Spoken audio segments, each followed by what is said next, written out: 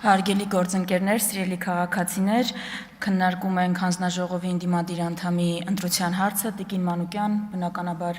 ամբողջությամբ աջակցում եմ ձեզ, բայց մի խնդրի եմ ուզում անդրադառնալ, հատկապես սիրելի ընդդիմադիր գործընկերներ, կարծում եմ երկրորդ օրն է մի տեսակ խզում կա հայկական իրականության եւ ԱԺ քննարկումների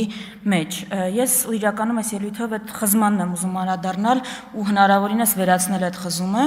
ամենևին առանց նսեմացնելու այս քննարկման կարևորությունը։ Երեք Հայաստանի Հանրապետության ղեկավարը հայտարարել է, որ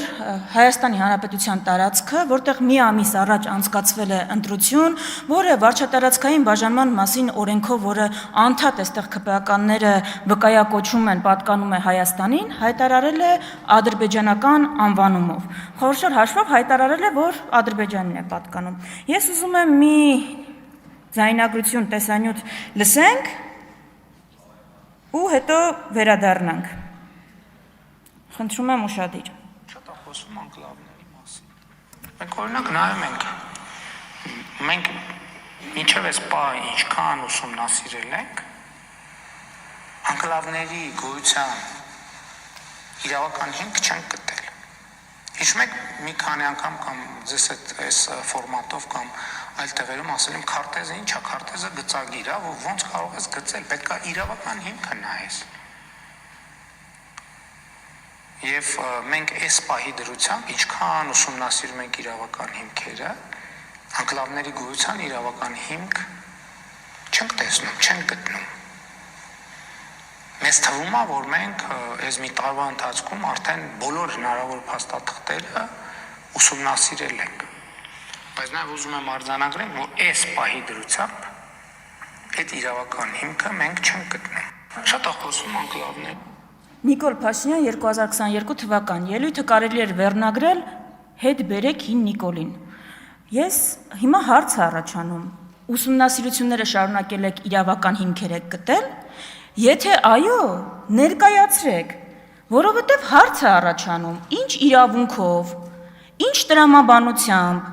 դուք կանգնում եք ամենաբարձր պետական ամբիոններից, ամենաբարձր պետական մակարդակով Հայաստանի Հանրապետության տարածքը, հայկական բնակավայրերը անվանում եք ադրբեջանական անուններով։ Եթե ձեր տրամաբանությունը այն է, որ կա ինչ-որ քարտեզ, ձեր ղեկավարը ասում է, որ քարտեզը ընդամենը գիծ է, բայց եթե դեն շատ հետ գնաք, կգտնեք քարտեզներ, որտեղ Հայաստանի Հանրապետություն չկա։ Հայաստանը բաժանված է օրինակ Ռուսաստանի եւ Թուրքիայի միջև։ Կարող է մի օր գաք, այդ քարտեզը վկայակոչեք։ Եթե ձեր տրամաբանությունը այնն է, որ Ադրբեջանը ինչ անունով անվանում է մեր բնակավայրերը դուք կրկնում եք, մեր բոլոր գրեթե բնակավայրերը ունեն ադրբեջանական անուններ, Երևանին գիտեք, չէ՞ ինչ են անվանում, Սևանին, Սյունիքին, Էդ է տրամաբանությունը, եթե ձեր տրամաբանությունը այնն է, որ որտեղ ինչ-որ ժամանակ ապրել են այլազգիներ, դա պատկանում է այդ պետությանը, Հայաստանի տարբեր տեղերում ապրել են ու ապրում են տարբեր այլազգիներ, ինչ, մենք ունենք իրանական, ռուսական, թուրքական, ադրբեջանական տարածքներ,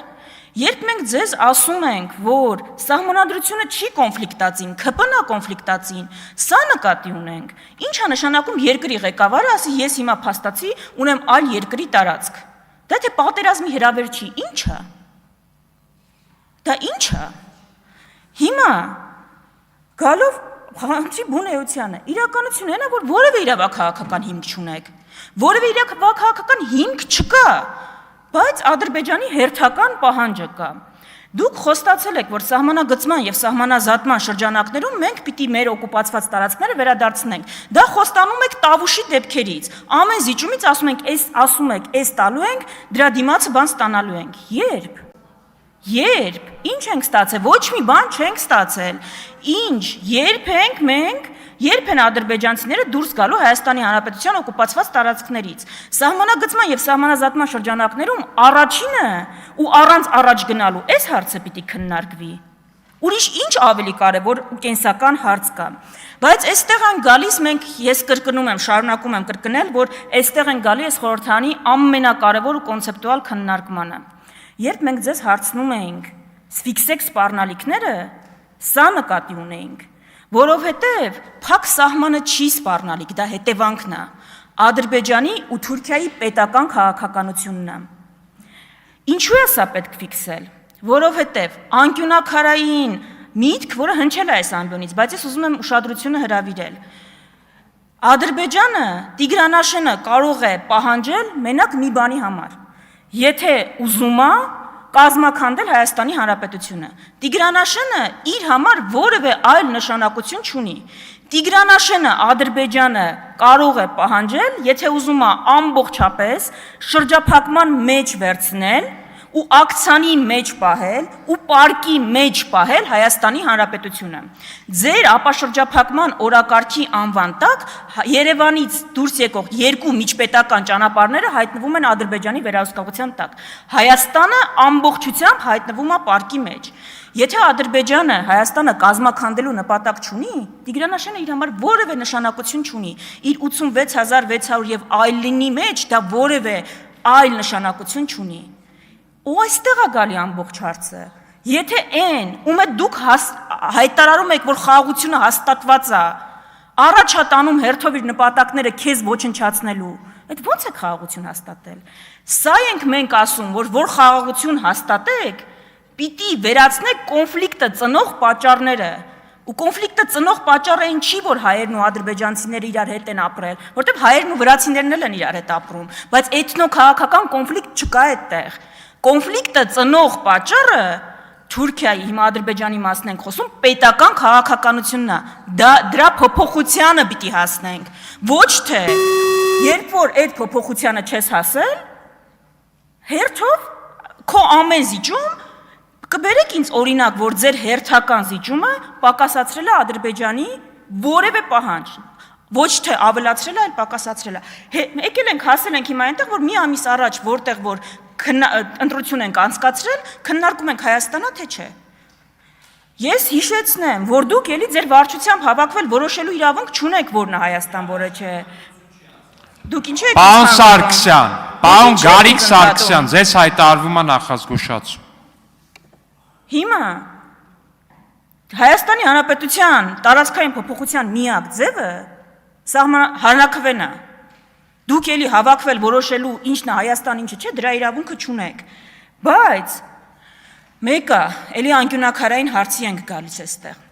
Երբ այսքանը մենք ձեզ ասում ենք, նկարագրում ենք, գալիս եք այստեղից կանգնում եք, ասում եք դուք տրավմա ունեք։ Դրա համար էլ չեք ուզում, չգիտեմ, մեր լավը չեք ուզում։ Տրավմա չունենք, սիրելի հայրենակիցներ, ունենք 135 տարվա այո փորձ։ Տրավմա չունենք, փորձ ունենք։ Այն ինչ որ արել եք, այն ինչ որ այս ամբիոնից գալիս եք, մեր հրապարակած հոդվածները, գրքերը, հիմա որ թվայնացնում ենք, մեզ իբր բան եք հակադարձում եք, օրինակ եք բերում, այո, արել ենք դա, անցել ենք այդ ճանապարհով։ Ու հասկացել ենք, որ այլ տարբերակ էս կանգնեցնելու, քան դիմագրավելն է, չկա։ Հասկացել ենք, որ հանձնելը տարբերակ չի։ Մեզ գցում ենք պարկի մեջ, ցեղասպանվում ենք եւ կանգնում ենք գոյութենական վտանգի առաջ։ Հիմա էս ինչն է խանգարում, որ այդ փորձին, եթե դուք տենց սրտացավություն ունեք, այդ բանին չեք հետևում։ Այսինքն անցել ենք այս սրա միջով։ Այս ժողովուրդը անցել է ու չի բերել պահանջների կատարումը իր անվտանգության ապահովման։ Հիմա դուք այդ փորձից ինչի եք անպայման հրաժարվում։ Սա է անկյունակարային հարցը ու խնդիրը, որը կարծում եմ այս խորհրդանական ամբիոնից պիտի քննարկվի։ Ու վերջում եզրափակելու համար իսկապես ինչպես Արցախի վրա վերահսկողության հաստատումը չբերեց Ադրբեջանի պահանջների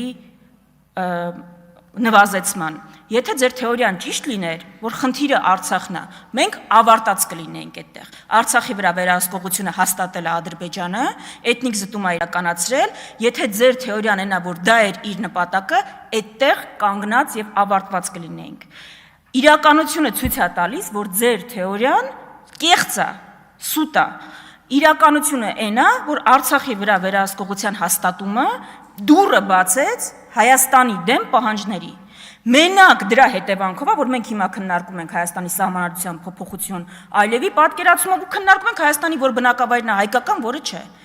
Այս տրամաբանությամբ է, որ ասում ենք, այս պահանջները կատարեք առանց դիմագրավման, սահուն անցնելու ենք հաջորդին, որի վերջը չկա։ Ադրբեջանական պահանջները ունեն սկիզբ, Արցախով սկսվել է, վերջը դրա չկա, եթե կա, ցանկը հրապարակեք, որ մենք հասկանանք, ասենք լավ էս 100 կետը զիջում ենք, այն ինչ մնա լավ է, չկա վերջ այդ պահանջների։